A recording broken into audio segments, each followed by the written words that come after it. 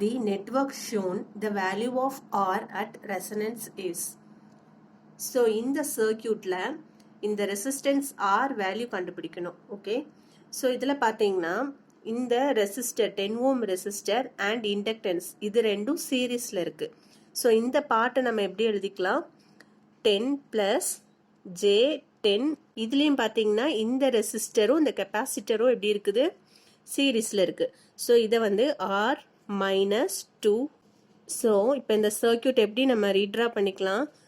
So ஒரு impedance இருக்குது. So அதோட வேல்யூ 10 plus J10. ஓகே. அடுத்து அதுக்கு பேரலலா இன்னொரு இம்பிடன்ஸ் இருக்குது. ரைட்? So இதோட value R minus J2 ohm. இப்போ இது ரெண்டும் எப்படி இருக்கு? பேரலலா இருக்கு. ஓகே, பேரலலா இருக்குது அப்படின்னா நார்மலா ஒரு டிசி சர்க்யூட்ல ஒன்லி ரெசிஸ்டன்ஸ் மட்டும் இருக்கிறப்ப எப்படி எழுதுவோம்? ஈக்குவலன்ட் சர்க்யூட் கண்டுபிடிக்கிறதுக்கு 1 by R equivalent is equal to 1 by R1 plus 1 by R2 up to R1 by Rn resistors. Right? N resistors இருந்துச்சுன்னா 1 divided by Rn resistors வரைக்கும் நம்ம ஆட் பண்ணணும். ஸோ அதே மாதிரி இங்க ரெண்டு எலமெண்ட் வந்து பேரலா இருக்குது. ஓகே. ஸோ இங்க வந்து நம்ம இம்பிடன்ஸோட ரெசிப்ரோக்கல் என்னன்னு சொல்லுவோம்? அட்மிட்டன்ஸ். ரைட்? ஸோ Y அப்படின்னு மென்ஷன் பண்ணிக்கிறோம். So Y is equal to, that is Y equivalent. Equivalent resistance கண்டுபிடிக்கிறோம் இல்லையா? அதே மாதிரி இங்க ஈக்குவலண்ட் அட்மிட்டன்ஸ் கண்டுபிடிக்கிறோம். Y equivalent is equal to, இதை என்ன எழுதிக்கலாம்? 1 divided by 10 plus 10J plus 1 divided by R minus 2J இந்த மாதிரி எழுதிக்கிறோம். ஸோ இதில் வந்து நம்ம காம்ப்ளெக்ஸ் கான்ஜுகேட்டால் நம்ம மல்டிப்ளை பண்ணிக்கலாம்.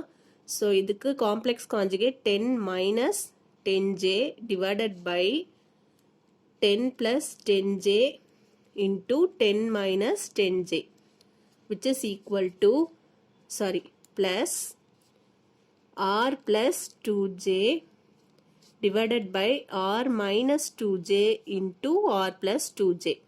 Okay. So denominatorல இது என்ன ஃபார்மேட்ல இருக்கு? A plus B, A minus B. So இங்கே வந்து ஜேங்கிற டேர்ம் இருக்கனால நம்ம இதுக்கு ஃபார்முலா எப்படி வரும்? A plus B into A minus B is equal to A square plus B squareன்னு எழுதணும். ஸோ இது வந்து 10 minus 10J divided by A square. So 10 square 100 plus இங்கே ஒரு 10 இருக்கு B square. So 100 plus R plus 2J divided by A வந்து R.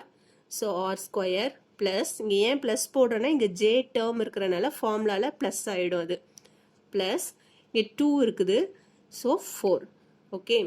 So இந்த ரெண்டு டேர்ம்லேருந்து நம்ம என்ன பண்ண போகிறோம்னா ரியல் பார்ட் அண்ட் இமேஜினரி பார்ட்டை செப்பரேட்டாக எழுதலாம். ஓகேவா? So equal to 10 divided by 200 plus R divided by R square plus 4 plus Jவை காமனாக எடுத்துடுறோம். ஸோ இங்கே என்ன இருக்கும்? Minus 10 divided by 200 plus 2 divided by R square plus 4. Okay. So கொஸ்டினில் என்ன கேட்டிருக்கிறாங்க? R வேல்யூ கண்டுபிடிக்கணும் அட் ரெசனன்ஸ் அப்படின்னு கொடுத்துருக்குறாங்க. ஸோ நமக்கு தெரியும் at resonance we know that XL is equal to XC. Right? இந்த சைட் பார்த்தீங்கன்னா LHSல Y ஈக்குவலண்ட் இருக்குது. ஸோ இது வந்து R, இது வந்து என்ன சொல்லுவோம்? Reactance part. That is XL minus XC. ஓகேவா? ஸோ இப்போ என்ன பண்ண போகிறோம்? அட் ரெசனன்ஸ் அப்படின்னு கொடுத்ததுனால we know that XL is equal to XC at resonance. அதனால இது ரெண்டையும் நம்ம என்ன பண்ணிக்கலாம்? ஈக்குவேட் பண்ணிக்கலாம். Okay. At resonance XL is equal to XC. So இந்த ரெண்டு டேர்மையும் நம்ம என்ன பண்ண போகிறோம்? ஈக்குவேட் பண்ண போகிறோம். 10 by 200 is equal to 2 by R square plus 4. நம்ம கண்டுபிடிக்க வேண்டியது என்னது? R. ஸோ R கண்டுபிடிச்சிடலாம்.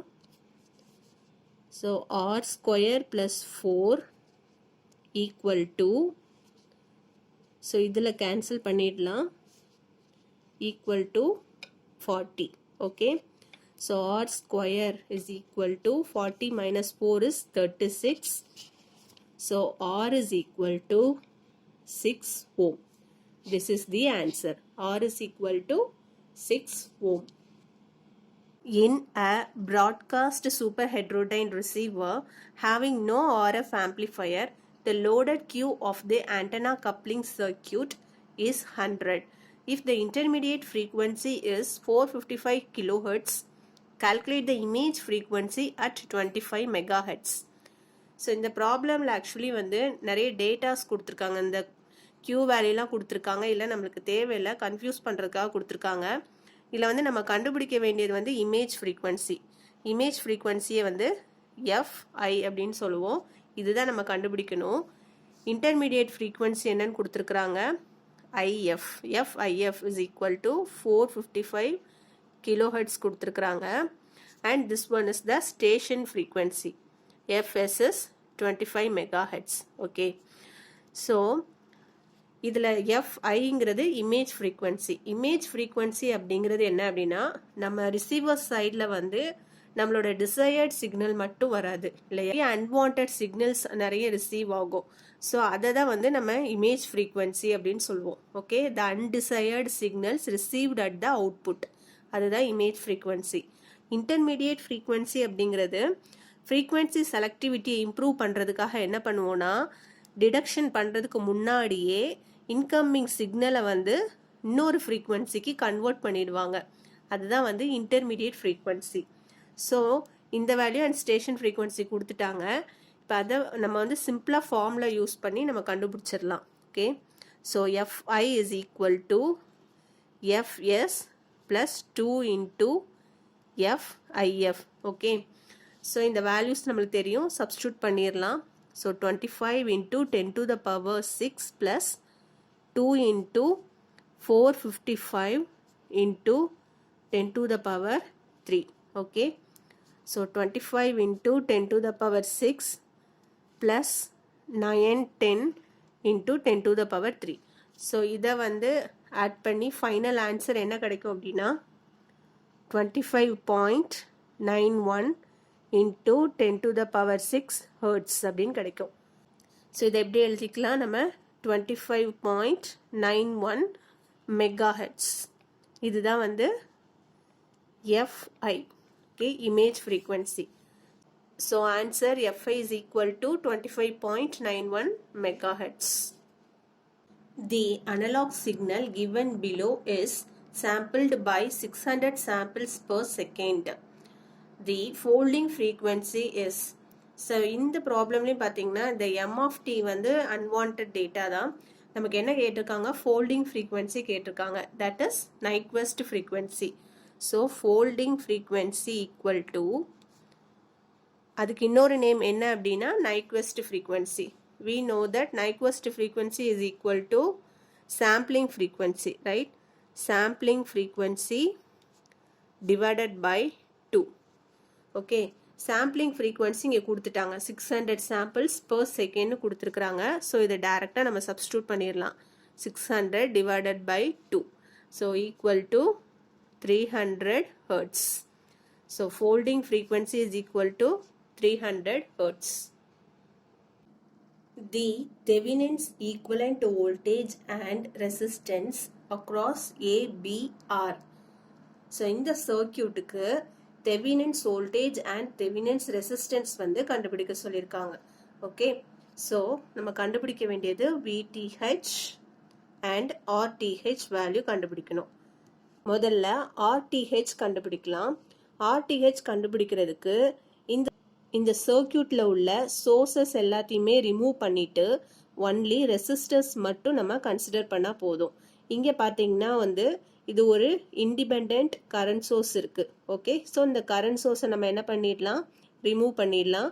அதை ரிமூவ் பண்ணுறதுக்கு கரண்ட் சோர்ஸ் என்ன பண்ணணும், ஓப்பன் சர்க்கியூட் பண்ணணும். இதே இது வோல்டேஜ் சோர்ஸ் இருந்தது அப்படின்னா ஷார்ட் சர்க்கியூட் பண்ணணும். ஓகே, இதை ஓப்பன் சர்க்கியூட் பண்ணிவிட்டு ஒன்லி இந்த ரெசிஸ்டர்ஸ் மட்டும் இந்த சர்க்கியூட்டில் வச்சு நம்ம ஆர் தெவினன்ஸ் வேல்யூ கண்டுபிடிக்கணும். ஓகேவா, ஸோ அப்போ ஆர் தெவினன்ஸ் கண்டுபிடிக்கிறதுக்கு இந்த சர்க்கியூட்டில் ஒன்லி ரெசிஸ்டர்ஸ் மட்டும்தான் இருக்கும். ஆர் தெவினன்ஸ் ஸோ இதில் பார்த்தீங்கன்னா இந்த ரெண்டு ரெசிஸ்டரும் எப்படி இருக்கு, சீரீஸில் இருக்கு. ஸோ 5 ஓம், இது ரெண்டும் சீரீஸில் இருக்கு. ஸோ 10 ஓம் சீரீஸ்னால ஆட் பண்ணியிருக்கோம். இது ரெண்டும் பேரலாக இருக்கு. ஏன் அப்படின்னா இந்த கரண்ட் என்ன ஆகும், இங்கேயும் டிவைட் ஆகும். So these two resistor are in parallel. So 5 ohm in parallel with 10 ohm. So இதோட வேல்யூ கண்டுபிடிச்சிக்கலாம். 5 into 10 divided by 5 plus 10 equal to 50 divided by 15.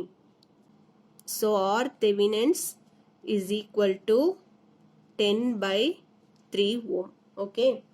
Next வந்து V Thevenin's கண்டுபிடிக்கணும். V Thevenin's அப்படிங்கிறது இந்த நோட்ல உள்ள வோல்டேஜ் கண்டுபிடிக்க சொல்லியிருக்கிறாங்க. ஓகே, ஸோ இந்த நோடை வந்து VA அண்ட் இதை VB அப்படின்னு நம்ம நேம் பண்ணிக்கலாம். ஸோ நம்ம கண்டுபிடிக்க வேண்டியது V Thevenin's equal to this VA minus VB கண்டுபிடிக்கணும். ஓகே, வோல்ட்டில் VA கண்டுபிடிக்கணும், அடுத்து VB கண்டுபிடிச்சி இதை வந்து சப்ராக்ட் பண்ணால் நம்மளுக்கு V Thevenin's கிடைச்சிரும். இப்போ VA கண்டுபிடிக்கிறதுக்கு சப்போஸ் இங்கே வந்து ஒரு வோல்டேஜ் சோர்ஸ் இருந்தது அப்படின்னா நம்ம ஈஸியாக வோல்டேஜ் டிவிஷன் அப்ளை பண்ணி VA கண்டுபிடிச்சிடலாம். பட் இங்கே இருக்கிறது வந்து நம்மளுக்கு கரண்ட் சோர்ஸ். அதனால என்ன பண்ண போகிறோம் அப்படின்னா இந்த பிரான்ச்லேயும் உள்ள கரண்ட் வேல்யூ முதல்ல கண்டுபிடிக்க போகிறோம். ஸோ கரண்ட் வேல்யூ தெரிஞ்சிருச்சு அப்படின்னா நம்ம ஈஸியாக இந்த நோடில் உள்ள வோல்டேஜ் கண்டுபிடிச்சிடலாம். பிகாஸ் ரெசிஸ்டன்ஸ் வேல்யூவும் நோன் அண்ட் இந்த பிரான்ச்சில் உள்ள கரண்ட் வேல்யூ தெரியும்னா நம்ம VA ஈஸியாக கண்டுபிடிச்சிடலாம். ஸோ முதல்ல வந்து கரண்ட் டிவிஷன் யூஸ் பண்ணி இந்த பிரான்ச்சில் உள்ள கரண்ட் அண்ட் திஸ் பிரான்ச்சில் உள்ள கரண்ட் கண்டுபிடிக்கணும். ஸோ இந்த கரண்ட் டோட்டல் கரண்ட் வந்து 6 ஆம்ஸ். இது இங்கேயும் டிவைட் ஆகுது. ஸோ இது I1, இது I2 அப்படின்னு நேம் பண்ணிக்கலாம். ஸோ முதல்ல I1 கண்டுபிடிப்போம். ஸோ V Thevenin's கண்டுபிடிக்க போகிறோம் using current division.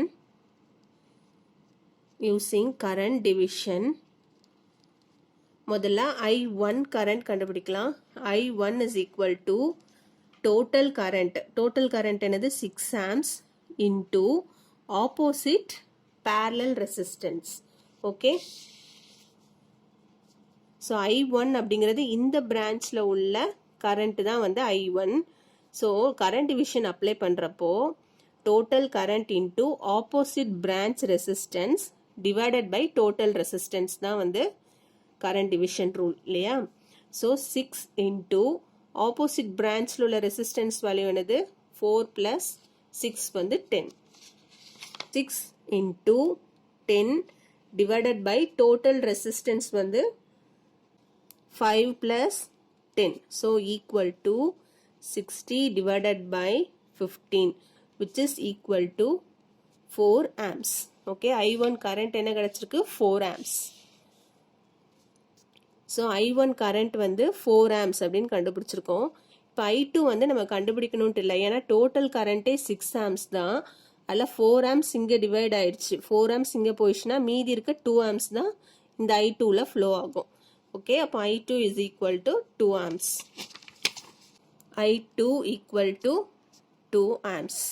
So next என்ன கண்டுபிடிக்க போகிறோம் VA, voltage at node A கண்டுபிடிக்க போகிறோம். Okay, so V is equal to I1 into R. That branch current வந்து I1 into resistance equal to I1 current என்னன்னு கண்டுபிடிச்சிருக்கிறோம் 4 into resistance value பார்க்கலாம். So VA அப்படிங்கிறது இந்த நோடுல இருந்து கிரவுண்டுக்கு பார்க்குற வோல்டேஜ் தான் வந்து VA, ரைட். அப்போ இந்த 4 ஓம் ரெசிஸ்டருக்கு அக்ராஸாக உள்ள வோல்டேஜ். இப்போ என்ன வேல்யூ என்னது 4 இன்டூ கரண்டோட வேல்யூ 4. ஸோ நம்மளுக்கு என்ன கிடைக்கும் 16 volt. Okay, so next VB கண்டுபிடிக்கணும். VB அப்படிங்கிறது I2 current into R. I2 current என்ன கண்டுபிடிச்சிருக்கோம் 2 into resistance.